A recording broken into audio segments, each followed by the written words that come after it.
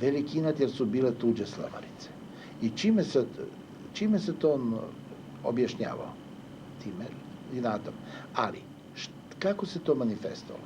Pa pojavio se jedan izraz koji danas u srpskom narodu postoji. Kaže, prvi mačići se u vodu bacaju. Dozvolite, zbog čega prvi mačići? Zašto mačići? Koje veze ima prvi okot i 10. okot? Nikakve razlike kod mačke. Ali se mačići. Ja ću reći, jer se nekad nije govorilo prvi se mačići u vodu bacaju, nego prvi dečkići se u vodu bacaju. Da, to izgleda grozno, ali to je tako. To je bio uslovni refleks porobljene žene, koji je potpuno normalan. Kad je već bila silovana i kad je jus prima noctes, znači prvo bračno veče, morala je sagom da provede, pa tek onda sa svojim mužem, ona je kao zina to, pošto je znala kad je zatrudnala, to dete, ako je bilo muško, se rađalo, ono bi završavalo u nekoj kofi s vodom ili u neku lavoru s vodom. Da udahne, da ne prediše. To je to. I moramo da znamo odakle nam se pojavilo to. Prvi mačići. Pogledajmo kako se to dalje protezalo.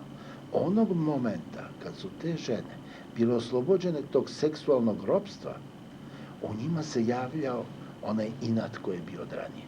Svaka iole žena koja sebe iole poštovala, a bila je Srpkinja, oslobođena, nije želela više da bude ničija slamarica, želela samo da bude poštovana žena svoga muža.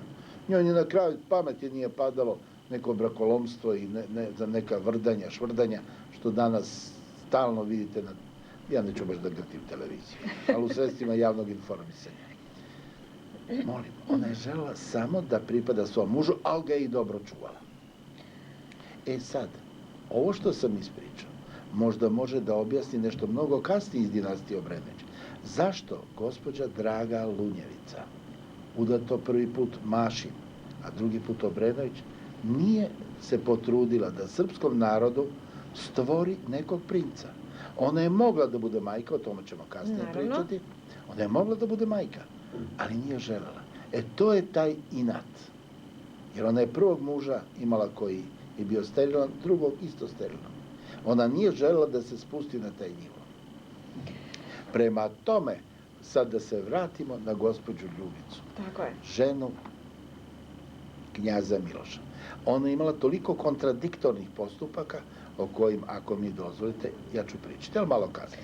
To je suviše ozbiljno. I imali bi prostora da pričamo o kneginji Ljubici u celoj jednoj emisiji, a zašto da ne? Ja opet kažem, zašto da ne? Jer ako svi budemo ćutali i zatvarali oči, pa zaboravit ćemo i na Obrenoviće, i na Karađorđeviće, i na Hrebeljanoviće, koje ćemo takođe pomenuti u ovoj emisiji. I prestaćemo da budemo ono što jesmo. Tako je. Bićemo samo neki internacionalni građani.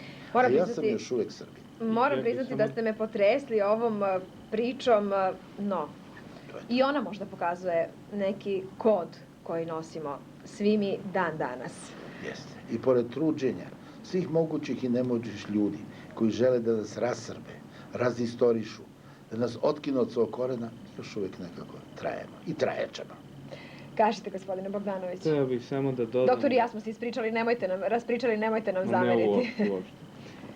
Samo bih htio da dodam, dakle, da društvo koje ne zna i nema svoju istoriju, nema ni svoju budućnost. Tako da, ukoliko budemo zaboravili i za Hrebeljanović, i za Nemanjić, i za Obrenović, i za Karađorđević, i za Petrović, da, mi nećemo imati više svoju zemlju, niti ono što smo stvorili pre 2 veka.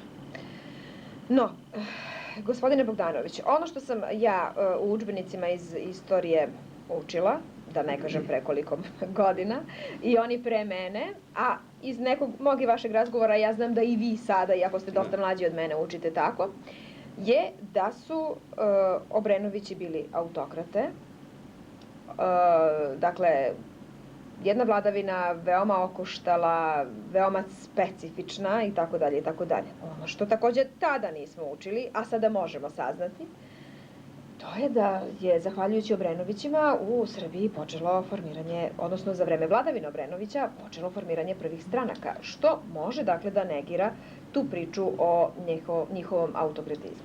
Pa prvo to, a kao drugo, kada bismo mi Obrenoviće poredili, dakle, govorimo o svim Obrenovićima i Knjaz generalno, Miloš svakako. Knjaz Mihajlo i kralj Milan i kralj Aleksandar. Kada bismo ih poredili sa vladarima koje smo mi imali u 20. veku, a pritom najviše mislim na one od 1945. godine, oni su bili, recimo, mali igrački. Dakle, prema njima autokratizam Obrenovićevski uopšte bledi, da kažemo. Oni pre svega, kako se to predstavlja, nisu bili autokrate, oni su sve svoje odluke donosili u saglasnosti sa Narodnom skupštinom, koja je tada birana po jednom drugačijem principu. Pre svega, svaki častan i pošten građanin iz jednog sela mogao bi da bude, dakle, poslanik, i dakle svaka opština iz Srbije je slala svoje poslanike, a ne kao što je današnji izborni sistem. Dakle, svaka opština imala svoj glas i jedino ako bi se cela Srbija saglasila sa jednim Obrenovićem, on je mogao da donese tu odluku. Posle Kodže Miloša na istorijsku scenu stupa knez Mihajlo Obrenović. Zahvaljujući knezu Mihajlu, mi imamo Narodni muzej, imamo Narodno pozorište u Beogradu, imamo verovatno još puno čega za šta ne znamo, a znamo ga samo po onom čuvenom spomeniku kod konja, kako ga danas zovemo. Neki od nas znaju ga i po sjajnoj lirskoj pesmi Što se bore misli moje. Znamo da je čujemo u kafani, ne znajući iz čije duše je ta pesma izašla. Da, pa, eto, to je, nažalost, mi smo sve počeli da zaboravljamo, tako da, evo i zaboravljamo ko je pisao ovu predivnu pesmu. Knjaz Miloš je napisao još nekoliko lirskih pesama, pune osjećanja i ljubavi, ne samo dakle prema ženama, kao što ovo, nego i prema Srbiji. Međutim, o svemu tome mi malo znamo, kao i o umetničkoj nadarenosti i drugih Obrenovića.